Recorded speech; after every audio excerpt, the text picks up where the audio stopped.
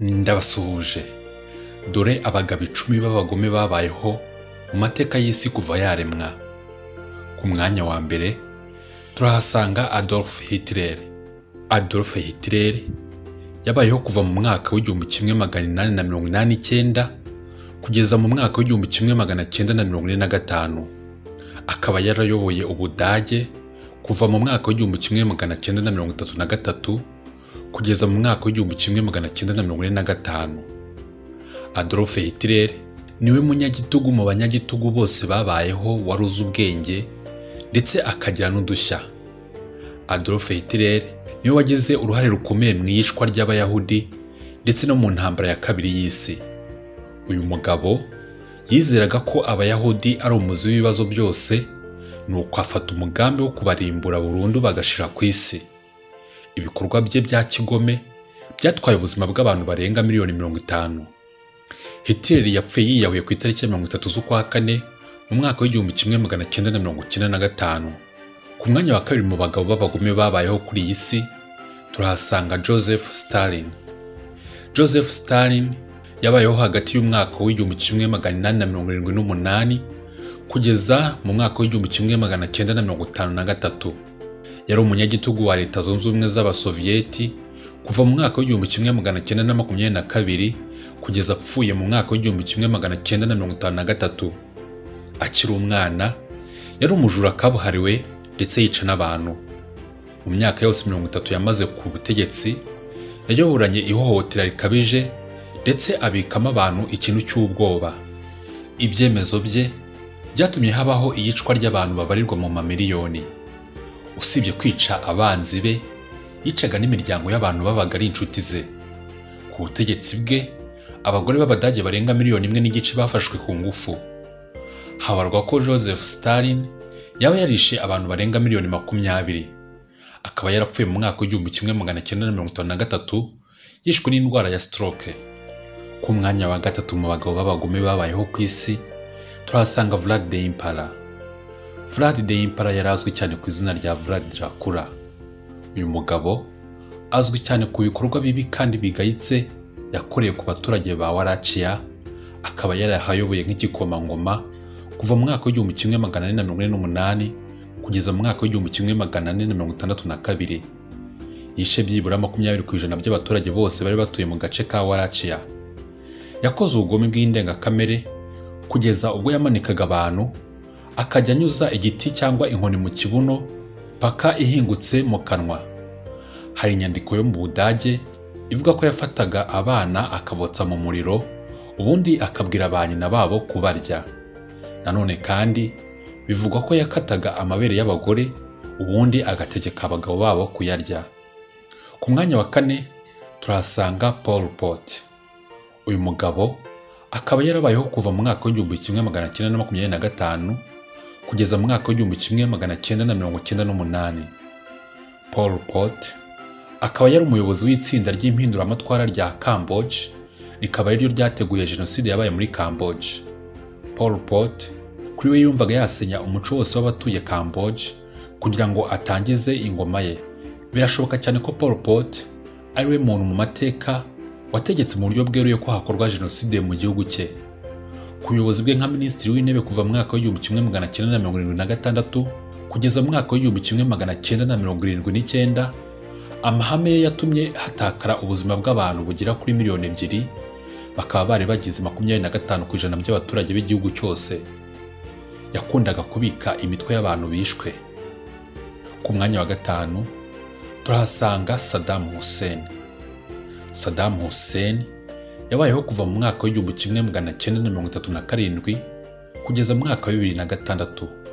Uyu mugabo akaba yarayoboye Iraq kuva mu mwaka w'1979 kugeza mu mwaka wa 2003. Ku ngoma ye yagabye ibitero bitabarika ku baturage. Politiki ye yishe abantu bari hejuru ya miliyoni 2. Saddam Hussein akaba yarakoraga ibitero akoresheje ibinyabutabire ku baturage be, bamwe bakuragamo amaso ndetse abenshi yabatwikishaga umuriro w'amashanyarazi. Saddam Hussein akaba yarahamijwe ibyaha byo kwica ikiremwa muntu. Yishwe amanitswe mu mwaka wa 2006. Ku mwanya wa gatandatu mu bagabo b'abagome babayeho turahasanga Idi Amin. Idi Amin yabayeho kuva mu mwaka w'igihumbi kimwe magana cyenda na mirongo itanu na kabiri kugeza mu mwaka wa 2003. Idi Amin wari umuyobozi w'igisirikare cya Uganda yakoze kudeta mu gihe perezida wari uriho Obote yari yitabiriye inama muri Singapore. Akimara gukora kudeta, nyuma y'icyumweru kimwe yahise atangaza ko ari we perezida wa Uganda. Nk'umunyagitugu yaje kumenyekana nk'umubazi wa Uganda. Yishe abantu abategeza ingona. Mu bo yishe harimo n'umwe mu bagore be yishe amutemaguye. Yishe mu buryo bw'indengakamere abantu babarirwa mu 500,000 hagati y'umwaka w'igihumbi kimwe magana cyenda na 1971 n'umwaka w'igihumbi kimwe magana cyenda na 1979. Ku mwanya wa karindwi turahasanga Ivan the Terrible. Yabayeho kuva mu mwaka w'igihumbi kimwe magana 530 kugeza mu mwaka w'igihumbi kimwe magana 584. Akaba yarabaye ampereri wa mbere w'Uburusiya. Akiri umwana yakundaga kunaga inyamaswa hejuru y'inyubako ndende zikagwa hasi. Nubwo yari umunyabwenge, bivugwa ko yari anafite n'ibibazo by'uburwayi bwo mu mutwe. Igihe kimwe yishe uwari kuzamusimbura ku ngoma. Akaba yarakundaga kumanika, gutema imitwe, gutwika, kuniga ndetse no kotsa abantu. N'inshuti ze yazibonaga nk'abanzi be. Mu bwicanyi bwabereye muri Novgorod, bivuga ko abantu barenga 60,000 batotejwe kugera ku rupfu. Ivan yapfuye ubwo yari arimo gukina umukino wa chess hamwe n'inshuti ye. Ku mwanya wa 8 turahasanga Leopold wa kabiri wayoboye Ububiligi. Uyu Leopold akaba yarabayeho hagati y'umwaka w'igihumbi kimwe magana 835 n'umwaka w'igihumbi kimwe magana 909.